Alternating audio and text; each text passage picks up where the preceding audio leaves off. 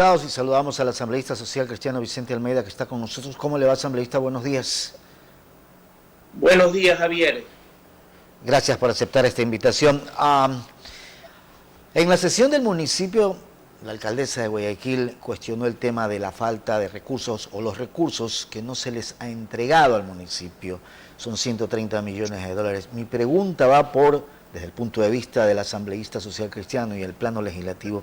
¿Qué pasa con el gobierno que no les entrega los recursos económicos que por ley les pertenece a los municipios y específicamente aquí en Guayaquil?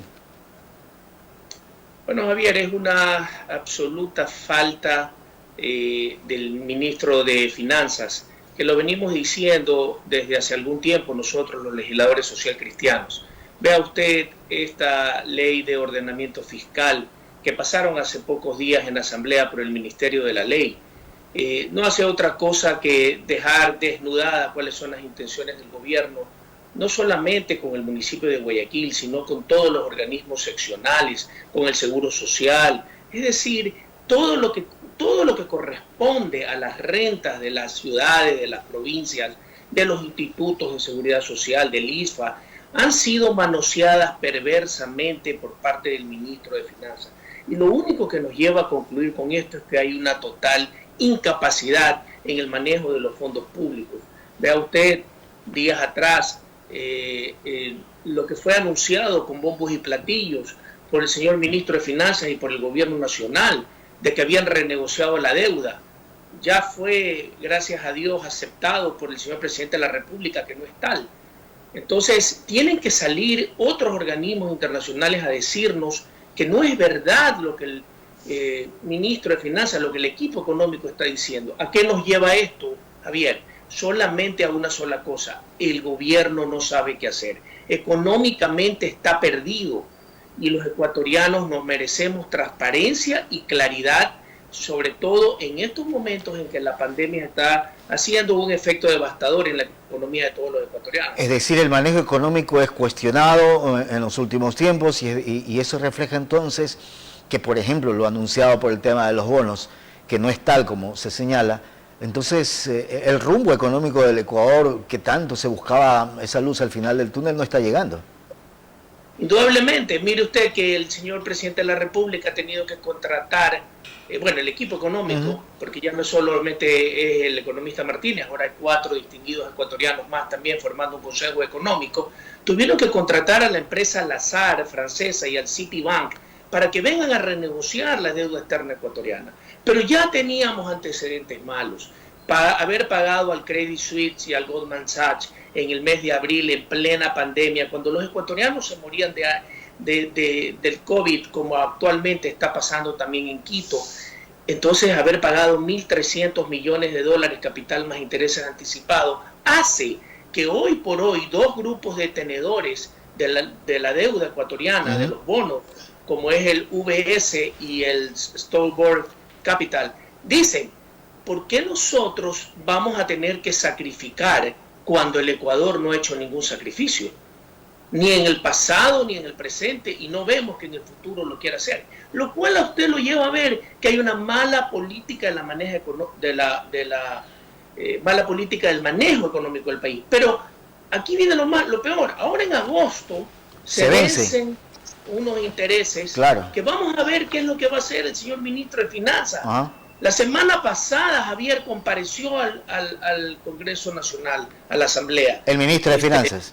El ministro de Finanzas. Pero no dejó preguntar, con una complicidad total y absoluta del señor presidente de la Asamblea. Se le fue el internet, Javier. Se le fue el internet. Entonces, nos dejó en el aire a todos los asambleístas que queríamos con justo derecho preguntarle este tipo de cosas, que responda al pueblo ecuatoriano, que responda por estos malos manejos económicos, que lo único que van a llevar es que nos paren los créditos internacionales afuera ahora en el mes de agosto. ¿Pero ha sido vuelto a llamar o no?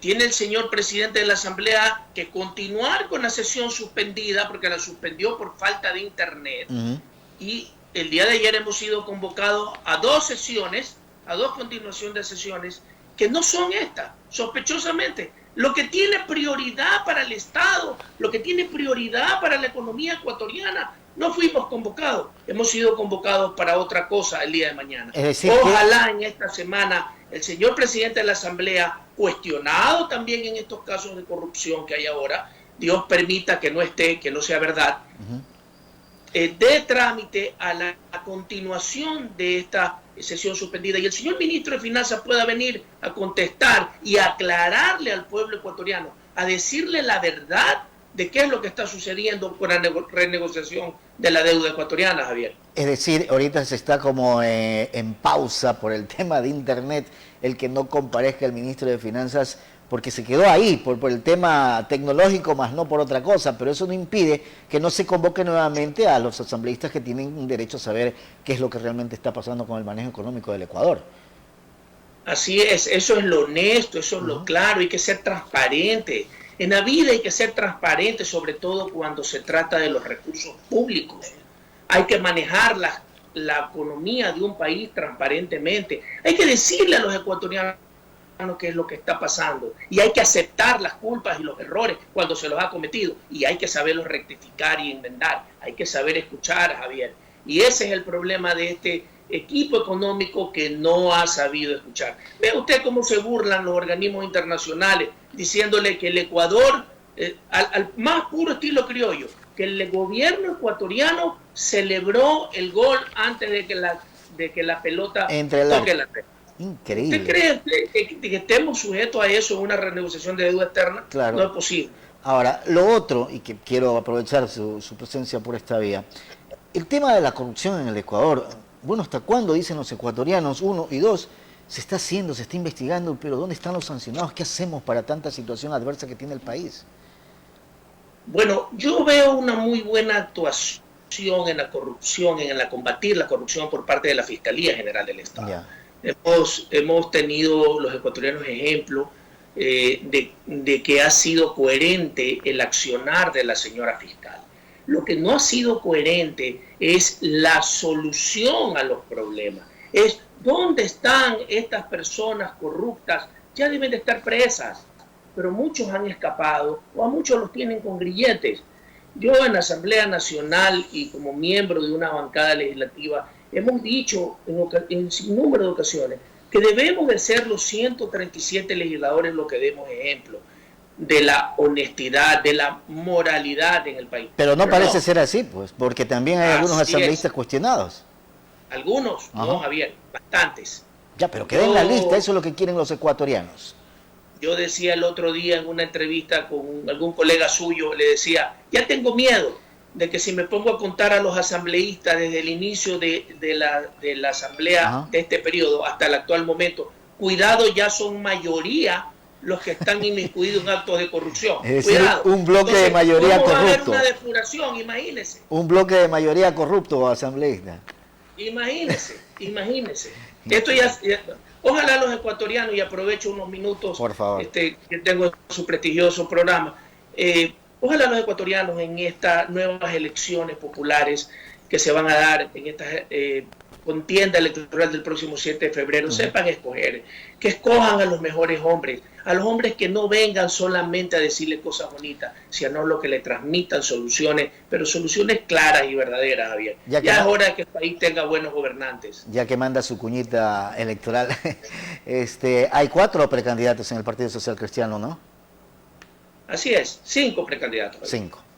Bueno, habrá que ver qué es lo que ocurre en las primarias y yo lo que siempre, y he sostenido con algunos, inclusive precandidatos social cristianos, lo fundamental, y lo decía con Luis Fernando Torres, con Henry Kronfle, es buscar consenso de conceptos y no consensos políticos.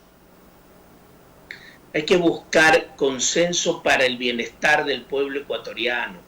Es muy sencillo. Lo único que tenemos que hacer es unir las verdaderas intenciones, llevar y transmitir a una verdadera dinamización de la economía, Javier, donde podamos ver a los ecuatorianos trabajando, tener empleo, generando consumo, que es lo que se necesita.